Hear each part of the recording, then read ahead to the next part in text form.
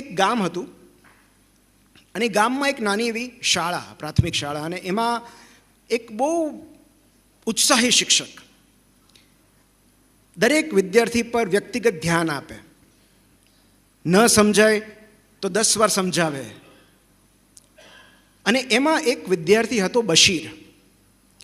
એ બશીર ભણવામાં બહુ પાછળ, બહુ ઠોઠ, એને ભણવું ગમે જ નહીં. એ બહાર ફળિયામાં કચરા વાળે, બેન્ચ સાફ કરી નાખે, પણ ભણવાનું ન ગમે એને. અને એટલે એકવાર એ બશીરના મમ્મી પપ્પાને આ શિક્ષકે બોલાવ્યા કે તમારો છોકરો ભણતો નથી અને ભણશે નહીં તો મોટો થઈને આ જ કામ કરશે, ભણવું જરૂરી છે.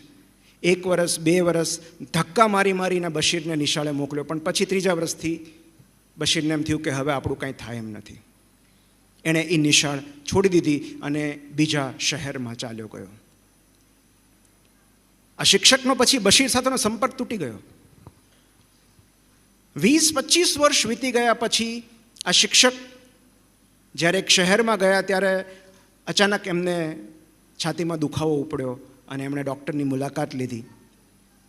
અને ત્યારે એમને ખબર પડી કે એમને ટ્રિપલ વેસલ બ્લોક છે, TVD, ટ્રિપલ વેસલ ડિઝીઝ, અને એમનું બાયપાસ કરવું પડશે. એ શહેરના બધા કાર્ડિયક સર્જને ના પાડી દીધી કે અમે આ કેસ નહીં લઈએ, કારણ કે આ બહુ હાઈ રિસ્ક કેસ છે. પેશન્ટ ઓન ટેબલ એક્સપાયર થાય એવી પૂરેપૂરી શક્યતા છે, માટે અમે આ કેસ નહીં લઈએ. પણ એમણે એવું સૂચવ્યું કે એક જ સર્જન એવો છે કે જે તમારું ઓપરેશન કરી શકશે. અને એમણે એ હોસ્પિટલમાં એમને રિફર કર્યા. આ શિક્ષક ત્યાં ગયા, એમનું ઓપરેશન સફળતાથી પાર પડ્યું. ઓપરેશન પછી એમને વેન્ટિલેટર પર રાખવામાં આવ્યા, ICUમાં. અને ICUમાં 2 દિવસ પછી જ્યારે એમને બાયપેપ પર લેવામાં આવ્યા ત્યારે એ સર્જન એમને મળવા આવ્યા. અને એ સર્જને પહેલી વાર પોતાનું માસ્ક ઉતાર્યું. અને સર્જનનો ચહેરો જોઈને આ શિક્ષકના મનમાં, એની આંખોમાં બહુ અહોભાવ હતો.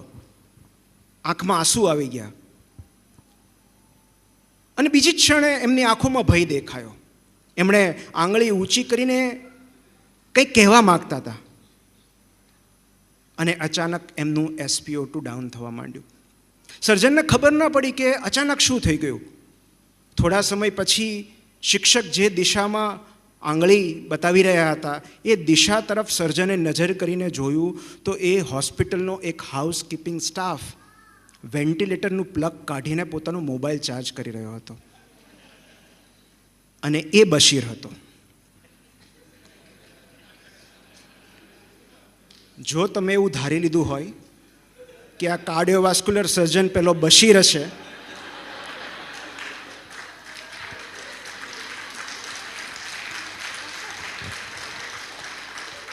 તો તમે બહુ વધારે પડતી મોટિવેશનલ સ્પીચ સાંભળો છો. એને ભણવું નહોતું ગમતું તો એ આ જ કામ કરે ને. પણ આપણે મારી મચડીને બશીરને કાર્ડિયોવાસ્ક્યુલર સર્જન બનાવો. એ ખુશ છે હાઉસકીપિંગમાં. વેન્ટિલેટર કાઢીને એણે ચાર્જ કરવા મૂકી દીધો મોબાઈલ. અને બશીરને જોઈને શિક્ષકની આંખોમાં ભય હતો કે આ મને મારી નાખશે. તો જો તમે બશીરને ખરેખર કાર્ડિયોવાસ્ક્યુલર સર્જન તરીકે ધારી લીધો હોય તો એ ટોક્સિક પોઝિટિવિટી છે.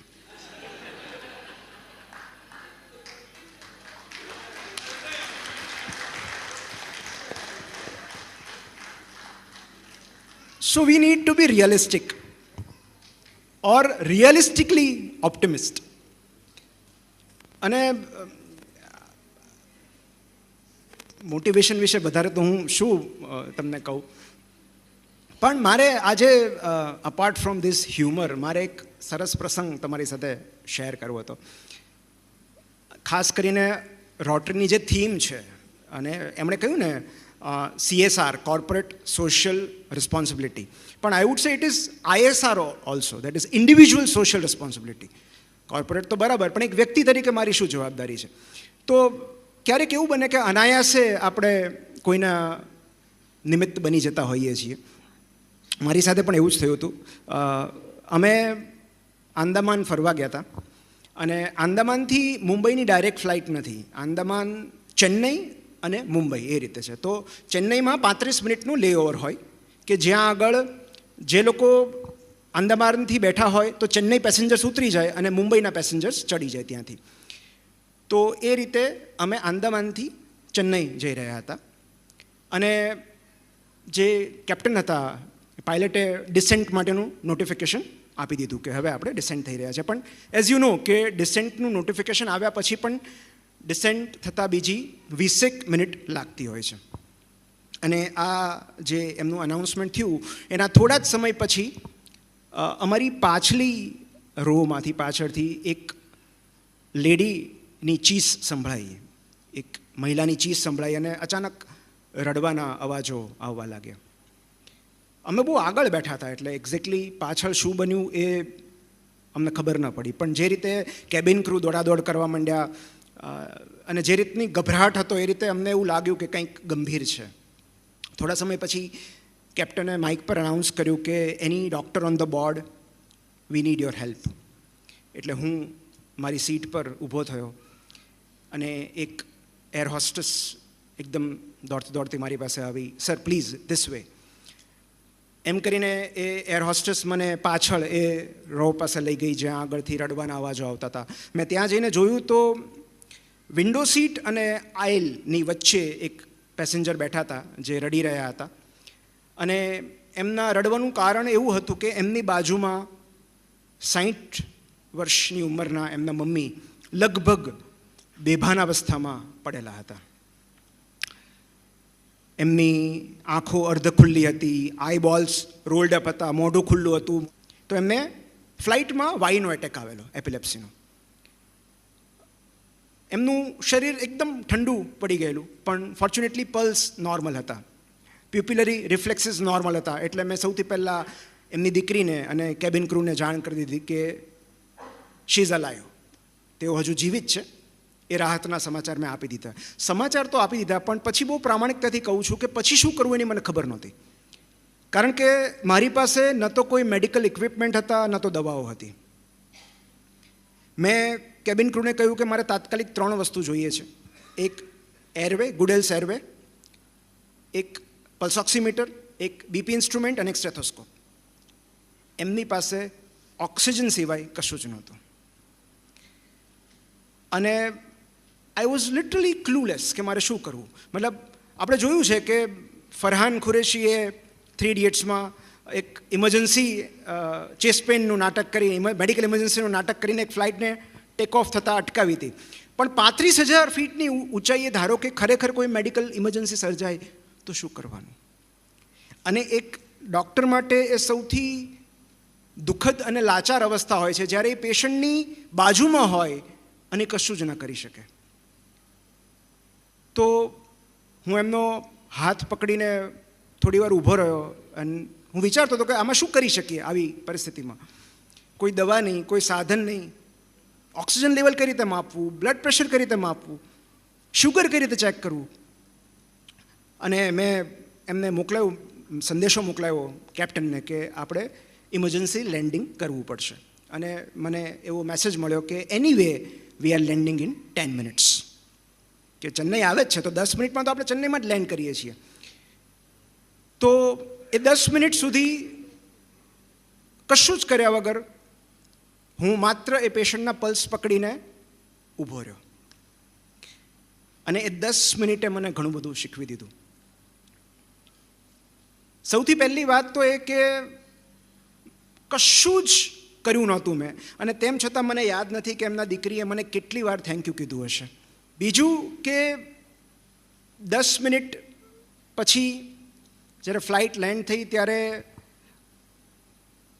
ગ્રાઉન્ડ લેવલ પર એમ્બ્યુલન્સ તૈયાર હતી, BLS એટલે બેઝિક લાઈફ સપોર્ટ સિસ્ટમના સાધનો તૈયાર હતા, ડૉક્ટર તૈયાર હતા, એવરીથિંગ વોઝ રેડી. કારણ કે ઓલરેડી અમે ઇન્ફોર્મ કરી દીધેલું. અને પેશન્ટને ઇમિડિયેટલી શિફ્ટ કરવામાં આવ્યું. એ ડૉક્ટરને હિસ્ટ્રી બ્રીફ કરીને હું મારી સીટ પર પાછો ફર્યો. થોડા સમય પછી મને ફોન પણ આવ્યો કે નાવ પેશન્ટ ઇઝ ફાઇન, હવે સ્ટેબલ છે. તો પછી ધીરે ધીરે પેશન્ટ રિકવર થયું. પણ એ બધું બન્યું પેલી 10 મિનિટ પછી. તો ક્યારેક ખરાબ સમયને પસાર થવા દેવા સિવાય આપણી પાસે બીજો કોઈ વિકલ્પ નથી હોતો. એ રાહતની ઘડી આવી, પણ એ 10 મિનિટ પછી આવી. અને એ 10 મિનિટને જેને હું સંપૂર્ણ નિષ્ક્રિય, નિરર્થક અને વેડફાઈ ગયેલી માનતો હતો, હકીકતમાં એ 10 મિનિટ એટલા માટે જરૂરી હતી કે ગ્રાઉન્ડ લેવલ પર આ પેશન્ટને રિસીવ કરવાની વ્યવસ્થિત તૈયારીઓ થઈ શકે. સો અમે લેન્ડ થયા ત્યારે એવરીથિંગ વોઝ રેડી, કારણ કે એમને 10 મિનિટનો સમય મળેલો. તો ક્યારેક જે ક્ષણને આપણે વેડફાઈ ગયેલી માનતા હોઈએ છીએ, એ ક્ષણ બીજા કશાકની તૈયારી માટે બહુ જરૂરી હોય છે.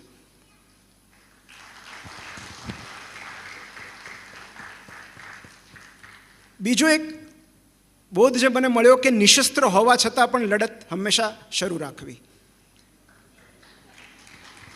કારણ કે યુદ્ધ મેદાનમાં ધકેલતી વખતે ઈશ્વર ક્યારેક આપણને હથિયાર આપવાનું ભૂલી જાય છે, પણ એ મેદાનમાંથી એ જ ઉગાર્યા છે જેણે ઉતાર્યા છે આપણને. મને બહુ પછીથી રિયલાઇઝ થયું કે જે સ્ત્રીનો, જે મહિલાનો હાથ પકડીને હું 10-15 મિનિટ ઊભો હતો, એ સાઉથ ઇન્ડિયાના કોઈ મુસ્લિમ લેડી હતા. તો મદદ આપતી કે માંગતી વખતે ધર્મ, જાતિ અને રાજ્યના કોઈ સમીકરણો આપણા ધ્યાનમાં નથી આવતા. અને એ સામાજિક નિસ્બત જ આપણો સૌથી મોટો ગુણધર્મ છે.